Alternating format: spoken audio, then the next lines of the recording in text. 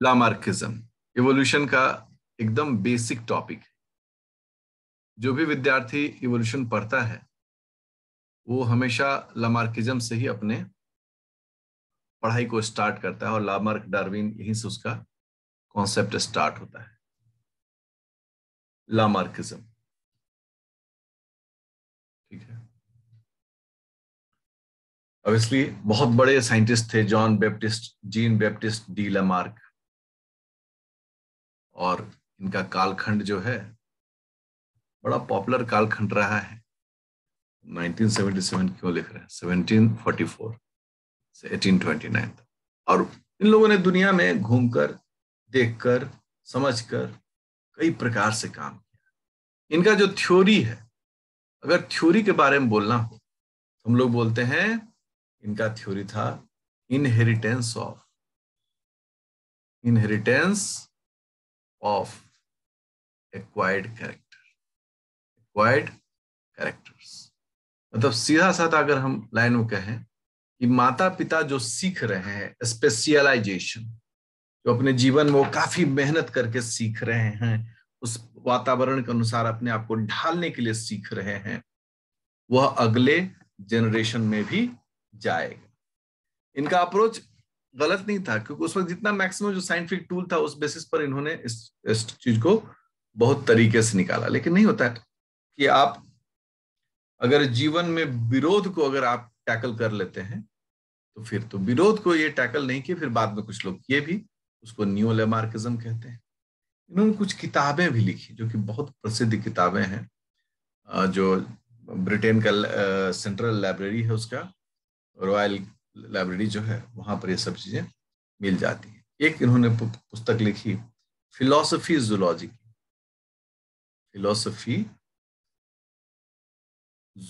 की, ठीक है, बड़ा प्रसिद्ध बुक रहा उस दौर का। फिर उन्होंने प्लांट के लिए लिखा फ्लोरा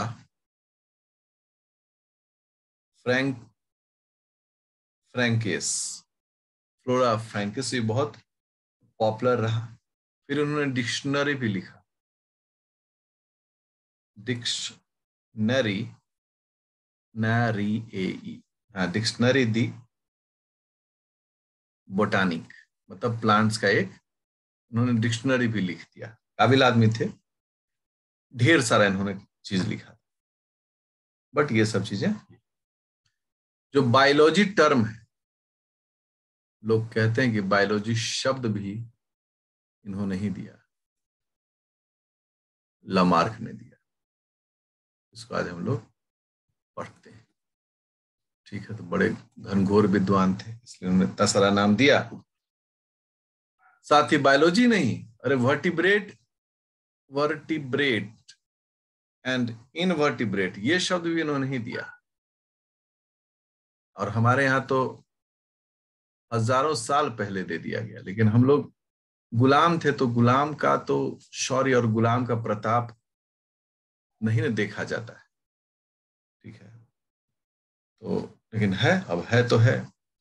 अब लामार्किज्म का क्या पोस्टुलेट्स था, क्या किस आधार पर इन्होंने अपना थ्योरी दिया, पोस्टुलेट्स ऑफ लामार्किज्म। यह हम सब जानते हैं, बहुत पॉपुलर है। लामार्क ने क्या क्या अपने स्टोरी को डिफाइन करने के लिए दिया। बोला न्यू नीड्स, कहा कि बदलते समय, टाइम, प्लेस एंड डिमांड, कहते हैं कि बदलाव के साथ डिमांड भी बदलता है। मतलब चेंज इन एनवायरमेंट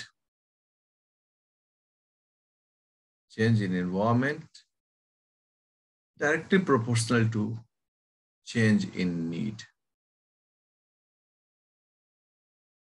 वातावरण में बदलाव आवश्यकताओं में बदलाव लाता है, ठीक है। और change in need directly proportional to new adaptations, ठीक है ना। नए नए अडेप्टेशंस को वो लाता है कि भाई अब इसके आधार पर पानी में बतख रहेगा तो उसके पैर में जो है वेब आ जाएगा, ताकि वेब टोज रहेगा, ताकि वो आराम से पानी में तैर सके। ठीक है, लमार्क का अपना कॉन्सेप्ट था वातावरण में बदलाव, तो बदलाव, आवश्यकता में बदलाव, तो क्या बदलाव, नए नए अनुकूलन में बदलाव। सेकेंड जो उन्होंने बात कही, जो बहुत ही पॉपुलर है, that acquisition of new characters.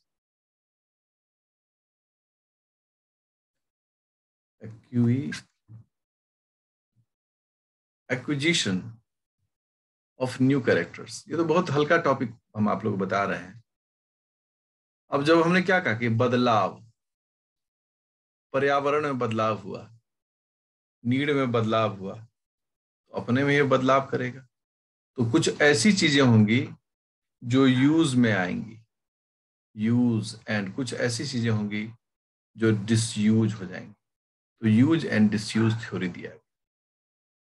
कहा कि बहुत सारे ऐसे अंग हैं जिनका काम बढ़ जाएगा, तो जो काम बढ़ जाएगा जिस अंगों का, वो फंक्शनल हो जाएंगे, ठीक है, स्ट्रांग हो जाएंगे, साइज भी उनका बड़ा हो सकता है, लार्जर हो जाएंगे, मोर इफिशियंट हो जाएंगे, ये सब चीजें हो जाएंगी। और जो अंग का उपयोग बंद हो जाएगा वो रिड्यूस्ड हो जाएगा, ठीक है, लॉस एफिशिएंसी, काम करने की क्षमता को वो खत्म कर देगा। इसका एग्जांपल उन्होंने दिया, we all know it, vestigial organ, क्योंकि सही है, वेस्टिजियल ऑर्गन तो पाया जाता है। उन्होंने कहा जो वेस्टिजियल ऑर्गन्स हैं ये कभी ना कभी फंक्शनल थे, लेकिन वक्त में बदलाव आया और चीजें बदल गई, यूज में आना बंद हो गया। जैसे एग्जाम्पल में nictitating membrane, nictitating membrane in our eyes. हम लोग आंख में क्या है, जो बगल से निक्टिटेटिंग में थोड़ा सा दिखता है ना, वो आज उसका कोई काम नहीं, लेकिन अगर आप सांप में चले जाइए, बर्ड्स में चले जाइए, वहां वही झिल्ली जो है उस आंख को बचाता है। दूसरा एग्जाम्पल, खूब बीमारी पैदा करता है, वर्मी फॉर्म अपेंडिक्स। पहले हम लोग एकदम शुद्ध रूप से कंदमूल खाने वाले थे, तो हम लोग का इंटेस्टाइन खूब बड़ा था, तो लार्ज इंटेस्टाइन में वर्मी फॉर्म अपेंडिक्स का मतलब वो फंक्शनल था। लेकिन जब हम लोग खाने के स्वभाव में बदलाव किए, इंटेस्टाइन का उतना बड़ा होना जरूरी नहीं पड़ा, तो रिजल्ट क्या हो गया, ये सभी छोटे हो। दो बहुत पॉपुलर एग्जाम्पल हैं जिसको मैंने यहाँ बताया। वेस्टिजियल ऑर्गन अलग से पढ़ा देंगे, बता देंगे, अभी तो हम लामार्किज्म में चल। तो पहला यूज एंड डिसयूज हो गया। दूसरा है effect of environment. Effect of environment में क्या, इन्वायरमेंट में दो तरह के फैक्टर बड़े लीडिंग होते हैं। पहला क्लाइमेटिक फैक्टर्स, ऐसा वातावरण में है। दूसरा फूड। क्लाइमेटिक फैक्टर में तो सब जानते हैं, temperature, water and so on, ढेर सारी चीज। अगर इसमें बदलाव होगा तो आपको बदलाव करना पड़ेगा, यही लेमार्क ने कहा।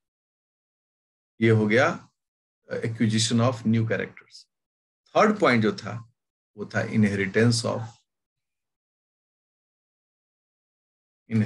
Of acquired character. जीव सीखेगा तो बच पाएगा, नहीं तो बाबू चल जाओगे हवा खाने। ये फादर हैं, इन्होंने अपने जीवन में कुछ सीखा, तो लेमार्क ने मान लिया कि इनका जो बच्चा जन्म लेगा उसमें भी ये चीज होगा, ठीक है। अब मान लिए तो क्या कहा जा सकता है, तो बोला कि एग्जाम्पल दीजिए, तो बोला लॉन्ग नेक ऑफ जिराफ। खूब पढ़े हैं बचपन से लेकर अब तक। Evolution of long neck of giraffe. क्या कि एक जमाना था कि जिराफ जो था वो deer like ancestors. We all know कि छोटा छोटा घास था तो डियर की तरह था, आके पूरा चाप जाता था। लेकिन जब घास खत्म होने लगा और बड़े बड़े पेड़ पौधे बनने लगे तो डियर तो उतने ही बड़ा रह गया। अब तो भारी समस्या होता, क्या खाता, तना तो खा नहीं सकता था। धीरे धीरे थोड़ा सा बॉडी बढ़ा और बाकी अपना गर्दन को लंबा करके वो यहाँ पर खाने लगा, बन गया जिराफ। तो जिराफ का गर्दन हमेशा इंटरेस्टिंग रहा है, ये इतना लंबा क्यों है उसका बॉडी की तुलना में। तो लमार्क ने कहा इसलिए कि जोर गर्दन पर पड़ा, गर्दन को ऊंचा करके वो काम किया, तो रिजल्ट हुआ कि गर्दन लंबा होते चला गया, एक्वायर्ड ऑफ इनहेरिटेंस करे, जो धीरे धीरे हुआ। सेकेंड में उन्होंने एग्जाम्पल दिया evolution of aquatic birds. Birds जब भी बोलते हैं तो सीधा दिमाग में आता है पंख होती तो उड़ आती रहे, मतलब हवा में, हवा के साथ साथ। लेकिन जब एक्वाटिक बर्ड होता है तो डक हो गया, स्वैन हो गया, गीज हो गया, ये सभी आ गए पानी में जाने वाले। उन्होंने कहा क्या कि जब पानी में इनको भोजन मिलने लगा, अब यह हवा में उड़ने की जगह पर या पेड़ पौधे से भोजन चुनने की जगह पर पानी का में मछली और कीड़े मकोड़े खाने लगे। अब पानी में रहने लगे तो इनका जो पैर है, पैर की अंगुलियां हैं, वो पानी में तैरने के लिए क्या हो गया, सक्षम हो गया। बोला कि ऐसा, जबकि नॉर्मल चिड़िया का कैसे होता है, तो उसको चीजों को पकड़ना होता है। तो बोला कि ये वेब जो डेवलप हुआ इसीलिए हुआ क्योंकि उनको पानी में रहना था, तैरने के लिए आसान होना। सी हुआ इवोल्यूशन ऑफ स्नेक। बोला सांप जो था पहले चौपाया जानवर था, क्योंकि आता भी है उसी में, ये पैर था, ये पैर था, ये पैर था, चलता था। लेकिन इनको अपना जान बचाने के लिए बिल में रेंग कर मट्टी के अंदर इन्होंने क्या किया, अपना घर बनाया, छेद कर उसमें पैर फंसता था, देह बाहर आ जाता था, शिकारी पकड़ लेता। तो कहा कि धीरे धीरे पैर का उपयोग खत्म हो गया, ये रेंगने लगे और रेंगने के कारण इनका पैर एक गुम हो गया, कोई पैर नहीं था। तो बोला इसका उदाहरण ये है कि पाइथन जो है, अजगर जो है, इसमें वेस्टिजियल ऑर्गन के रूप में, वेस्टिजियल ऑर्गन के रूप में इसमें क्या मिलता है, पेल्विक बोन मिलता है, जो कि जैसे कि हमारा पैर अटैच्ड है ना, वो पेल्विक बोन मिलता है। कहा कि इसलिए मिलता है क्योंकि पहले इसका पैर था। चलो भाई मान गए, क्योंकि अपने तर्क से तो देना पड़ता है ना जजमेंट कराने के लिए। Evolution of horse and deer. Horse and deer, इन दोनों में खास बात क्या है कि दोनों घास में घास खाता है, ईट ग्रासेस, मतलब ग्रास लैंड के ये सभी शिकारी हैं, घास को खाते हैं। तो इनमें क्या देखा गया कि टीथ जो है ना, बड़े सारे चेंजेज हुए दोनों में। क्या क्या चेंजेज हुए, क्योंकि इनको खाना था घास, तो change in molar and premolar, दोनों दांत में बदलाव आ गया। इसी कारण से, क्योंकि इनको तेजी से दौड़ना था ये खाने के लिए,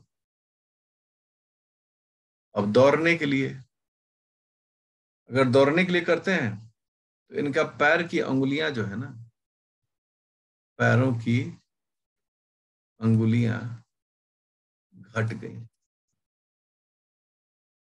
पढ़ना भी है, गई, और सिंगल टो आ गए। सिंगल टो मतलब एक ही अंगुली रहेगा और उसी पर जो है ये दौड़ेंगे, ठीक है। और वो टो कौन था, थर्ड, जो तीसरा अंगुली है ना, जो हम लोग के हाथ में तीसरा अंगुली है, बस वही तीसरा अंगुली इनका पैर बन गया।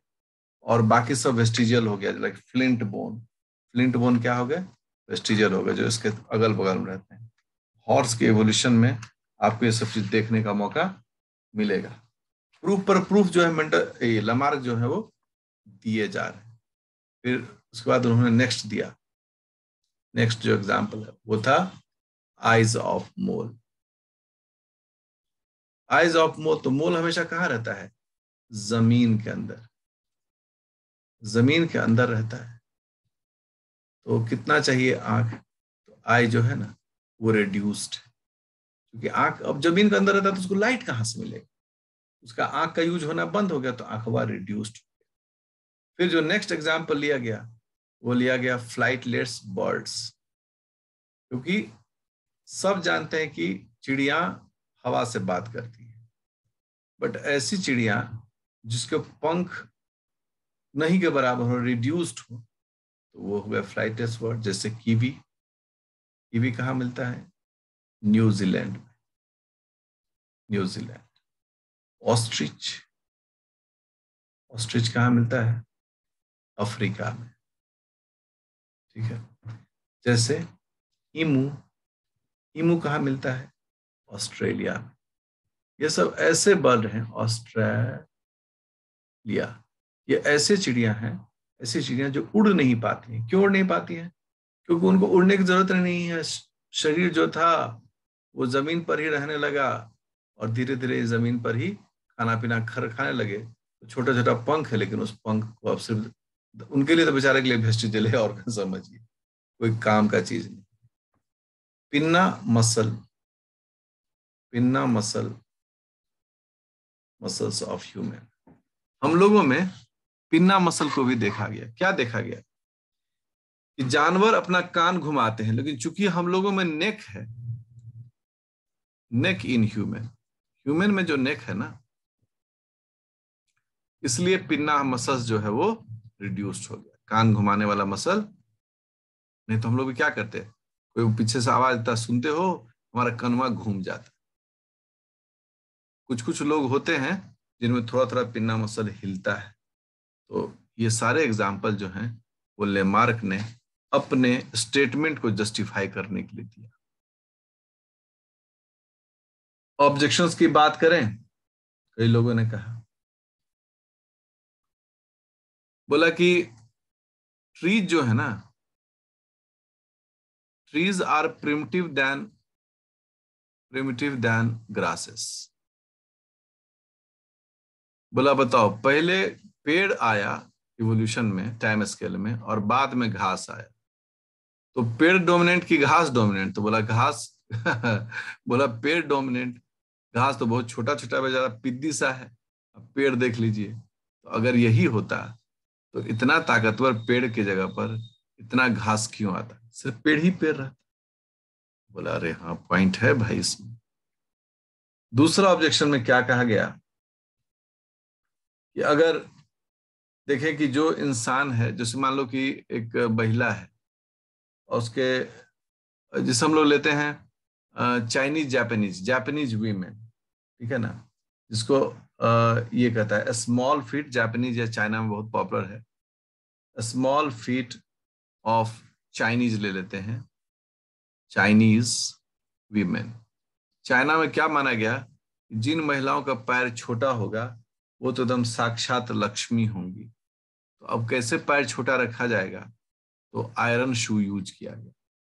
बच्चों में, एक बच्चियों में कितना कष्ट रहा होगा सोचो। तो एक एज में उसको आयरन शू पहना दिया था, तो शू अंदर से तो कंफर्टेबल रहता था, लेकिन बाहर से उसके आयरन रहते थे। और उसका कारण होता था कि उसको छोटा छोटा पैर होता था, और मतलब वो 50 जनरेशन से चल रहा था। और क्या किया गया, एक बिटिया को उसको उसको आयरन शू नहीं दिया गया, नो आयरन शू। साइंटिस्ट ने क्या देखा? Normal leg, normal leg, leg जो है, जो उस उम्र के लड़कियों को होना चाहिए वैसा ही हुआ, ना छोटा ना बड़ा, जो होना चाहिए था वैसा। तो बोला कि जब जनरेशन से जनरेशन उसकी माँ ने पहना, उसके दादी ने पहना, उसके परदादी ने, और फोर फादर ने, फोर मदर, इतने सारे लोगों ने पहना, तो एक्वायर्ड ऑफ इनहेरिटेंस कैरेक्टर हो जाना चाहिए था, तो नहीं हुआ। फिर आया महिलाएं जो है, भारत में महिलाएं क्या करती हैं? अपने कान में छेद करके जो खूब झुमका खरीद पहनती है, ठीक है ना, ऐसा ही होता है। ये एकदम चांदी के झुमके क्यों तुमने पहने? ठीक है, तो ये जो झुमका है तो कान में छेद कर दिया जाता है। लेकिन कहाँ कोई लड़की जन्म से ही कान में छेद कर होगा आता है, जब उसकी माँ को भी कान में छेद किया गया होगा, दादी के भी कान में रहता है, और दादी के भी, एंड सो ऑन। तो ये तो नहीं हुआ। बोला कि हाँ ठीक है, तो ये भी तो नहीं हुआ। दैट इज पियर्सिंग, इसको हम लोग क्या बोलते हैं, पियर्सिंग ईयर एंड नोज, नहीं हुआ, होता है, ये भी ऑब्जेक्शन में आ गया। फिर बोला ब्लैक स्मिथ। ब्लैक स्मिथ किसको कहते हैं, लोहार को, ठीक है ना। लोहार का जो बेटा हुआ, सन या डॉटर जो भी हुआ, वो नॉर्मल था, कहाँ उसका पूरा बॉडी का मसल बना हुआ था, कहाँ एकदम लोहार का एक्सपर्ट था, ऐसा तो हुआ नहीं। कहा कि भाई तो कमाल हो गया। फिर आया, सब ऑब्जेक्शंस बता रहे हैं। विजमैन थे, विजमैन बड़े नामी ग्रामी साइंटिस्ट थे। उन्होंने क्या कहा, या एक चूहे का पूंछ काट दिया, क्योंकि बहुत रैपिडली जनरेशन था, तो गिरगिट बन गया, क्या करोगे, ठीक है ना। ये चूहा है, ठीक है, ऐसे से टॉम एंड जेरी। हाँ, और इस चूहे का ये पूंछ है, ठीक है ना। उन्होंने इसको काट दिया और कई जनरेशन तक काटा, और जब देखते थे कि हर जनरेशन में कट करने के बाद चूहा का बच्चा जो होता था, बच्चा चूहा, वो हमेशा अपना पूंछ लेके जन्म लेता था। तो उन्होंने कहा कि कहाँ हो गया, जब हम इतना जनरेशन से 50-50 जनरेशन तक उसका पूंछ काटे, तो ऐसा तो नहीं हुआ कि उसका पूंछ आना बंद हो गया, पूंछ तो वैसा ही आया जैसा उसको आना चाहिए था। तो कहाँ एक्वायर्ड ऑफ इनहेरिटेंस कैरेक्टर हो रहा है। बोला बाबा रे बाबा, क्या होगा, तो बहुत गड़बड़ था। फिर उन्होंने कहा, फिर आया थ्योरी ऑफ कंटिन्यूस, जो उन्होंने, जो विजमैन थे, विजमैन ने जर्म प्लाज्म थ्योरी दिया। इसी रिसर्च को करते करते जर्म प्लाज्म थ्योरी दिया विजमैन। उन्होंने क्या कहा कि देखिए साहब, होता ये है, विजमैन ने, उन्होंने कहा होता ये है कि सोमैटिक सेल होते हैं और जर्म सेल, ठीक है ना। अगर जर्म सेल में कुछ चेंज होगा तो वो नेक्स्ट जनरेशन में जाएगा, नेक्स्ट जनरेशन में, ठीक है ना। लेकिन सोमैटिक में अगर चेंज करिएगा वो आगे नहीं जाता है। इन्होंने थोड़ी काबिलियत से चीजों को रखने की कोशिश की, तो इसलिए जर्म प्लाज्म थ्योरी बहुत प्रसिद्ध है। अब इतने सारे ऑब्जेक्शंस के बाद पूरे दुनिया में लमार के कॉन्सेप्ट को लोगों ने थोड़ा संदेह से देखा कि भाई ये तो एब्सोल्यूट कॉन्सेप्ट नहीं है, सब जगह यह मान्य नहीं है, कुछ जगह मान्य है, कुछ जगह नहीं मान्य है। तो ये बात आनी शुरू हो गई। तो उसके बाद लोगों ने न्यू लमार्किज्म किया। न्यू लमार्किज्म में था कि लमार्क ने जो बोला, मान लो जिराफ का जो गर्दन है वो बहुत ऊंचा हो गया, वो तो है, दिख रहा है, वेस्टिजियल ऑर्गन दिख रहा है, उसके पीछे क्या कारण है। तो लोगों ने कहा कि ऐसा है कि लेमार्क के समय बहुत सारी चीजें डेवलप नहीं थी, ठीक है ना, लेमार्क के समय। लेकिन आगे आने वाले कालक्रम में बहुत सारे नए रिसर्चेज हुए, जैसे मॉर्गेनियन जेनेटिक्स, मॉर्गन ने दिया था, कोप ने दिया था, ठीक है ना, ठीक है, मैक डगलस है, मैक डगल्स, डगल, इन्होंने, ये सभी साइंटिस्ट इनके काम पर काम कर रहे हैं। और उन्होंने कहा कि नहीं, लेमार्क ने जो कहा वो सही कहा, बट एक्सप्लेनेशन और साइंटिफिक हो सकता है। कहा क्या, एक्सप्लेनेशन और साइंटिफिक हो सकता है। और उस कॉन्सेप्ट को क्या कहा गया, नियो लेमार्किज्म। उस कॉन्सेप्ट को नियो लेमार्किज्म, क्योंकि यहां पर चर्चा क्या हुई, एक्स क्रोमोसोम की चर्चा हुई, वाई क्रोमोसोम की चर्चा हुई। मतलब आप समझ रहे हैं किस लेवल पर चेंजेस हुए। क्रोमोसोमल जो गड़बड़ियां होती हैं, उस गड़बड़ियों की चर्चा हुई। ऐसे बहुत सारे चीजों का डिस्कशन डेवलप किया गया, जिनके कारण लेमार्क जो थे वो अपने बात को उतने दमदार तरीके से जस्टिफाई नहीं कर पाए। लेकिन आज भी ऐसा है कि अब तो खैर कंप्लीट जेनेटिक्स के आधार पर ही अब इवोल्यूशन डिस्कस होता है। अब तो इवोल्यूशन की दुनिया बदल गई है, अब इवोल्यूशन बहुत साइंटिफिक मेथडोलॉजी डिपेंडेंट हो गया। अब देख कर ही नहीं बल्कि उसके अंदर जाकर क्या माजरा है, कैसा डीएनए है, क्या है नहीं है, सब कुछ देखा जाता है। ठीक है। इन लोगों का कहना था कि अगर जनरेशन टू जनरेशन काम हो रहा, फादर अगर एक ही काम कर रहे हो, उनके जो बच्चे होते हैं ना, वो आसानी से सीख लेते हैं, आसानी से सीख लेते हैं। उनके सीखने की जो कैपेसिटी होती है वो एक ऐसे परिवार से जहां पर वो ना हो, वो उतने जल्दी नहीं सीखते हैं। तो ये तो हम सब लोग जानते हैं कि बढ़ई का बच्चा बहुत कम एफर्ट में ही अच्छा बढ़ई हो जाता है। ब्लैक स्मिथ का बच्चा कम बड़े मेहनत में ही ज्यादा अच्छा ब्लैक स्मिथ हो जाता है।